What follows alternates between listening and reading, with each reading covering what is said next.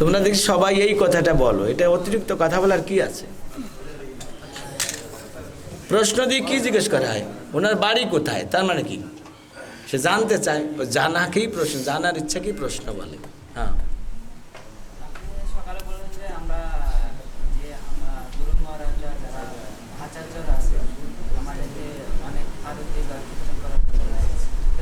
কি বলছে?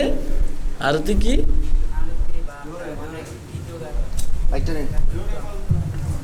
ভালো করে গুছিয়ে, ভয় পেও না, ভালো করে গুছিয়ে বলো।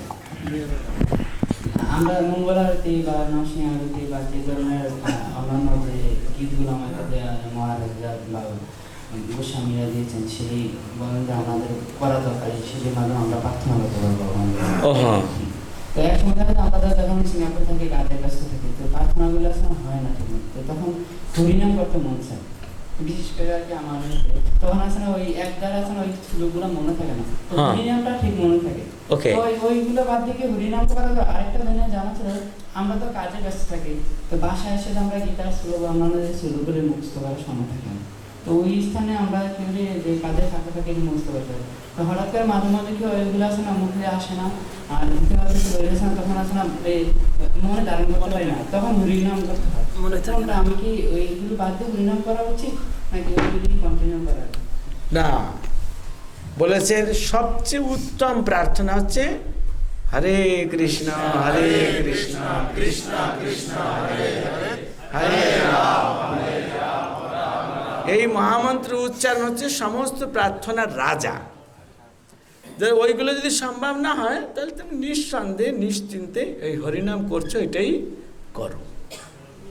এটার সাথে যদি সম্ভব হয়, আসল কথা কি, যদি মনে করো এই শ্লোক মুখস্থ করতে পারছো না, টাইম নেই, যদি জেনুইনলি তুমি এটা বলো, আর যদি কথার কথা মোবাইল টোবাইল চালাতে টাইম আছে কিন্তু এটাই নেই, সেটা যেন আবার না হয়।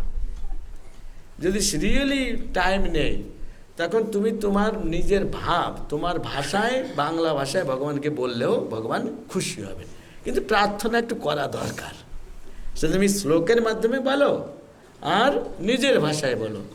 হ্যাঁ, আজকে তুমি পিকনিকে গিয়েছিলে? লাস্টে গিয়েছে, তো যদি রেকর্ডিং থেকে শুনে নিও আমি কি বলেছিলাম। নিজের তোমার যে দুঃখ কষ্ট যে সমস্ত যা কিছু আছে ভগবানের কাছে খুলে বলো। আর ভগবানের মহানতা, তিনি কত শ্রেষ্ঠ, তিনি কত সুন্দর, তিনি সর্বশক্তিমান, তিনি তোমার মালিক, এরকম বলো।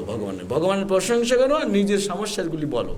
তারপর ভগবানের কিছু কিছু চাও, যে প্রভু আমি আপনার শুদ্ধ ভক্ত হতে চাই, আমাকে বৈষ্ণব সঙ্গ প্রদান করেন, ইত্যাদি ইত্যাদি। একটু প্রার্থনা করা খুব আবশ্যক। আর বেস্ট প্রার্থনা হরিনাম, এটা তো করতেই হবে।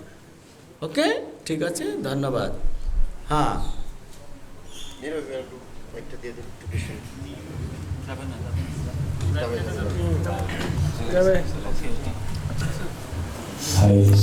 ধন্যবাদ, প্রণাম করব। আমরা যখন ইসকনের সাথে যুক্ত ছিলাম না, অবশ্যই এখন বর্তমানের চেয়ে আরো বেশি দেবদেবীর প্রতি আসক্ত ছিলাম। ইসকনের সাথে যুক্ত হওয়ার পরে আমাদের অনাসক্ত কিছুটা হলেও আছে দেবদেবীর প্রতি, অবশ্যই আমরা শ্রদ্ধা করি।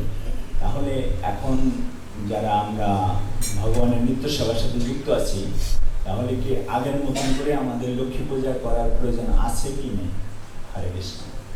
ওকে, হ্যাঁ, এটা আপনি ভালো বলেছেন। বৈষ্ণব যিনি, তিনি দেবদেবীদের তো দূরের কথা, একটা পিঁপড়াকেও পর্যন্ত, অন্য কোনো সাধারণ জীবকে পর্যন্ত উপেক্ষা, অবজ্ঞা, অসম্মান করেন না, করা উচিত না। দেবদেবীদেরকে আমরা শ্রদ্ধা অবশ্যই করব, কেননা ওনারা এত বিশ্বস্ত ভগবানের সেবক, যার ফলে ভগবান তাদেরকে কত বড় বড় দায়িত্ব দিয়েছেন। আমি কোন দায়িত্বে আসি, আমাদের থেকে ওনারা অনেক মহান, ভগবানের মনকে জয় করে এরকম দায়িত্ব প্রাপ্ত হয়েছেন। অ্যাপ্লাই করে উনি পাননি, কৃষ্ণ ওনাদেরকে সিলেক্ট করেছেন, তুমি এটা এটা দেখো।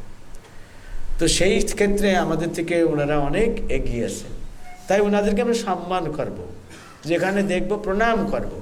আর তাদের কৃষ্ণকে খুশি করার যে কৌশল তাদের হৃদয়ে আছে, যে শ্রদ্ধা ভক্তি, সেটা আমরাও যাচনা করব। যে আমরাও যেন ওইভাবে আপনি যেমন কৃষ্ণকে জয় করেছেন, আমাকেও কৃপা করুন, আশীর্বাদ করুন, শক্তি বুদ্ধি দেন যেন আমিও কৃষ্ণকে এভাবে লাভ করতে পারি, এইভাবে প্রার্থনা করব। কিন্তু আমরা যেমন কৃষ্ণকে পূজা করি নিয়মিতভাবে, ওইভাবে পূজা করার কোনো দরকার নেই। কেননা কৃষ্ণকে পূজা করলেই অন্যান্য দেবদেবীরা ওই ভক্তের প্রতি এমনিতেই প্রসন্ন হয়ে যায়, পূজা করে আর প্রসন্ন করার দরকার হয় না। কারণ তারা সকলেই ভগবানের সেবা করেন, পূজা করেন, আর তাদের আরাধ্য ব্যক্তিকে যখন বদ্ধজীব পূজা করেন বরং তারা খুব খুশি হন, আপনা থেকে আশীর্বাদ দেন, আলাদা করতে পারেন। আর তাছাড়া কৃষ্ণ তো বলেই দিয়েছেন সর্বধর্মান ইত্যাদি, যত রকমের তন্ত্র মন্ত্র পূজা পাঠ দান ধ্যান তপস্যা কিচ্ছু করতে হবে না, আমার ভক্তির মধ্যে, ভক্তিযোগের মধ্যে সব কিছু আছে, মানে একের ভিতর বহু, একের ভিতর বহু। এটি কৃষ্ণ আমাদেরকে আশ্বাসন দিয়েছে, বোঝা গেল?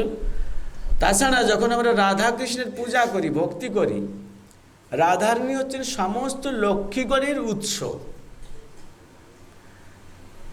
লক্ষ্মীগণের উৎস। তাদের থেকে বড় পজিশন হচ্ছে ব্রজের গোপীবৃন্দ, সেই গোপীবৃন্দরা সকলে রাধারানীর প্রকাশ। তার মানে কি, আমরা রাধা কৃষ্ণের উপাসনা করছি মানে কি, লক্ষ্মী পূজা করতে বাদ আছে? আর মহালক্ষ্মীর উৎস যিনি, তাকে আমরা করছি। তো লক্ষ্মী হচ্ছেন শক্তি, বিভিন্ন দেবদেবী হচ্ছে শক্তি। তা আমরা যখন রাধা কৃষ্ণের পূজা উপাসনা করি, তার মানে আমরা একই সঙ্গে শক্তি এবং শক্তিমানের পূজা করছি। এটা শিলা ভক্তি সিদ্ধান্ত ঠাকুর আমাদেরকে বলেছেন। দুনিয়ার যত শক্তি আছে সমস্ত শক্তির উৎস হচ্ছেন শ্রীমতী রাধারানী। তো তার সেবা আমরা করছি, এতে হয়ে যাবে। হরে কৃষ্ণ।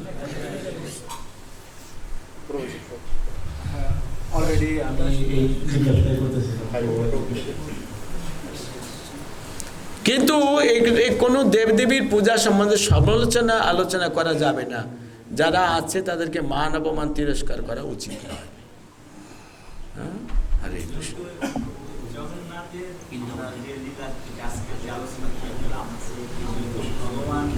জগন্নাথদেব এবং বলদেব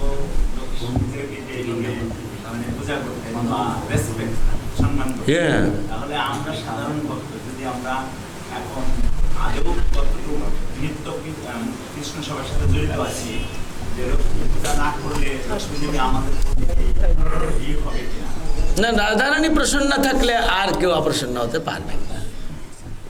বোঝা গেল কথা? হরে কৃষ্ণ।